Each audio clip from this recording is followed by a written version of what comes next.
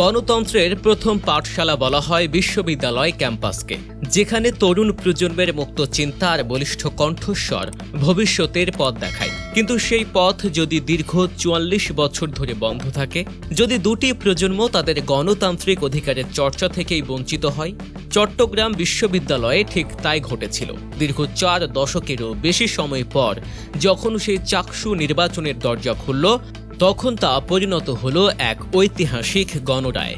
চলুন আজ সেই নির্বাচনের আদ্যোপান্ত জেনে আসি। আসসালামু আলাইকুম, সবাইকে স্বাগত জানাচ্ছি গল্প নিউজের চাকসু নির্বাচন বিশেষ আয়োজনে।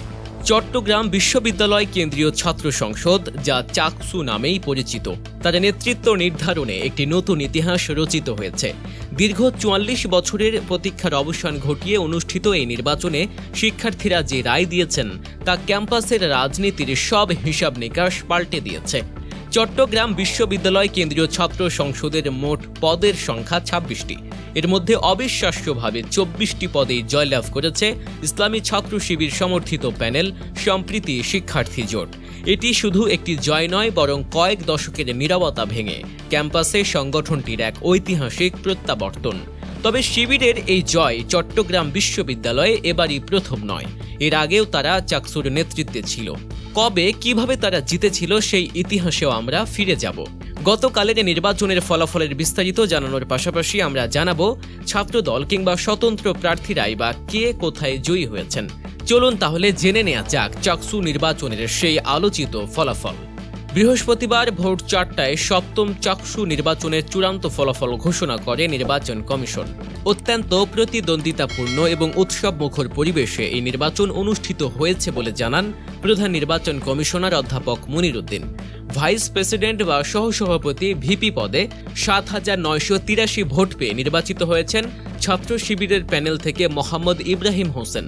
তিনি সংগঠনটির চট্টগ্রাম মহানগর দক্ষিণের সভাপতি এবং বিশ্ববিদ্যালয়ের ইতিহাস বিভাগে এমফিলের শিক্ষার্থী।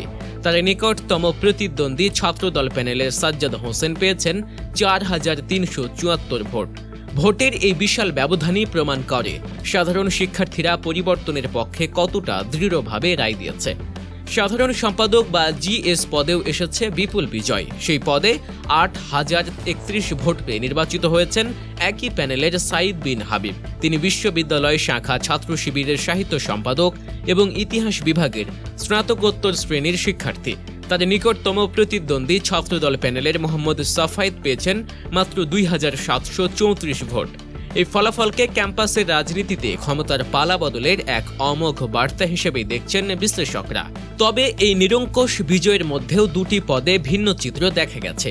সহ সাধারণ সম্পাদক অর্থাৎ এজিএস পদে জয়ী হয়েছেন ছাত্রদল প্যানেলের প্রার্থী আইয়ুব রহমান। তিনি পেয়েছেন ৭,০১৪ ভোট। তার নিকটতম প্রতিদ্বন্দ্বী ছাত্র শিবিরের সাজ্জাদ হোসেন পেয়েছেন ৫,০৪৫ ভোট। এছাড়া সহ খেলাধুলা ও ক্রীড়া সম্পাদক পদে জয়ী হয়েছেন একজন স্বতন্ত্র প্রার্থী তামান্না মাহবুব। এই দুটি ফলাফল প্রমাণ করে শিক্ষার্থীরা প্যানেলের পাশাপাশি ব্যক্তি যোগ্যতাকেও মূল্যায়ন করেছেন। সম্প্রীতি শিক্ষার্থী জোট প্যানেল থেকে বিজয়ী অন্যান্যরা হলেন খেলাধুলা ও ক্রীড়া সম্পাদক পদে মোহাম্মদ শাওন, সাহিত্য সংস্কৃতি ও প্রকাশনা সম্পাদক পদে হারিজুল ইসলাম, সহ সাহিত্য সংস্কৃতি ও প্রকাশনা সম্পাদক পদে জিহাদ হোসেন, দপ্তর সম্পাদক পদে আবদুল্লাহ আল নোমান এবং সহ দপ্তর সম্পাদক পদে জান্নাতুল আদন নুসরাত। প্রতিটি পদেই তাদের বিজয় ছিল সুস্পষ্ট ব্যবধানে।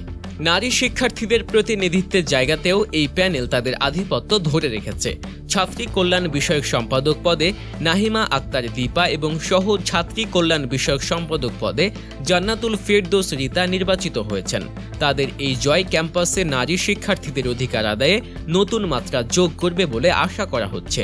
এছাড়াও বিজ্ঞান ও প্রযুক্তি বিষয়ক সম্পাদক পদে মাহবুবুর রহমান, গবেষণা ও উদ্ভাবন বিষয়ক সম্পাদক পদে তানভীর আঞ্জুম শোভন, সমাজ সেবা ও পরিবেশ বিষয়ক সম্পাদক পদে তাহসিনা রহমান, স্বাস্থ্য বিষয়ক সম্পাদক পদে আফনান হাসান ইমরান, মুক্তিযুদ্ধ ও গণতান্ত্রিক আন্দোলন বিষয়ক সম্পাদক পদে মোনায়েম শরীফ, ক্যারিয়ার ডেভেলপমেন্ট ও আন্তর্জাতিক বিষয়ক সম্পাদক পদে মেহেদী হাসান সোহান, যোগাযোগ ও আবাসন বিষয়ক সম্পাদক পদে মোহাম্মদ ইসহাক ভুইয়া, সহ যোগাযোগ ও আবাসন বিষয়ক সম্পাদক পদে ওবায়দুল সালমান, আইন ও মানবাধিকার বিষয়ক সম্পাদক পদে ফজলে রাব্বি তৌহিদ এবং পাঠাগার ও ক্যাফেটেরিয়া বিষয়ক সম্পাদক পদে মাসুম বিল্লাহ নির্বাচিত হয়েছেন।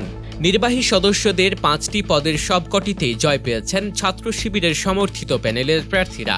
বিজয়ীরা হলেন আকাশ দাস, আদনান শরীফ, জান্নাতুল ফেরদৌস সানজিদা, সোহানুর রহমান ও সালমান ফার্সি।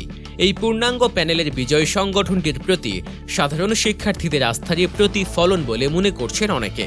রাজনীতির ভেতরের এমন আরও অনেক না বলা গল্প জানতে আমাদের গল্প নিউজ চ্যানেলটি এখনই সাবস্ক্রাইব করে পাশে থাকা বেল আইকনটি অন করে দিন। এবার চলুন ফিরে তাকাই ইতিহাসের দিকে। চাকসু নির্বাচনে শিবিরের সর্বশেষ নিরঙ্কুশ জয় এসেছিল আজ থেকে 44 বছর আগে। সেই 1981 সালে সেই নির্বাচনে ভিপি হয়েছিলেন জসিম উদ্দিন সরকার এবং জিএস হয়েছিলেন আব্দুল গাফফার, যারা দুজনই ছিলেন তৎকালীন ছাত্র শিবিরের বিশ্ববিদ্যালয়ের শীর্ষ নেতা। এরপর দীর্ঘ সময় ছাত্র শিবির আর চাকসুর নেতৃত্বে আসতে পারেনি। 1990 সালের নির্বাচনে সর্বদলীয় ছাত্র ঐক্যের কাছে তারা পরাজিত হয়, আর এরপর থেকে দীর্ঘ 3 দশকেরও বেশি সময় ধরে চাকসু নির্বাচনই বন্ধ ছিল।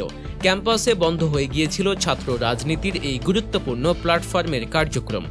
অবশেষে 2024 সালের 5ই আগস্টের পট পরিবর্তনের পর ছাত্র শিবির আবারও প্রকাশ্যে রাজনীতিতে ফেরে এবং ফিরেই এমন এক ঐতিহাসিক বিজয় ছিনিয়ে আনল।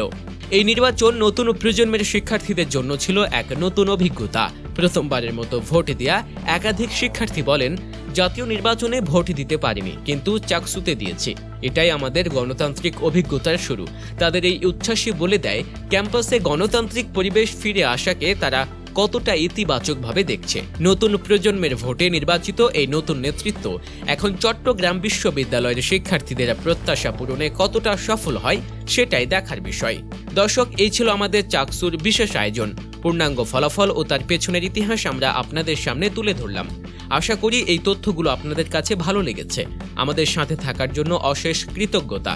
আরও এমন গভীর বিশ্লেষণধর্মী প্রতিবেদন পেতে আমাদের চ্যানেলটি সাবস্ক্রাইব করুন এবং আপনার মতামত কমেন্টে জানান। আল্লাহ হাফেজ।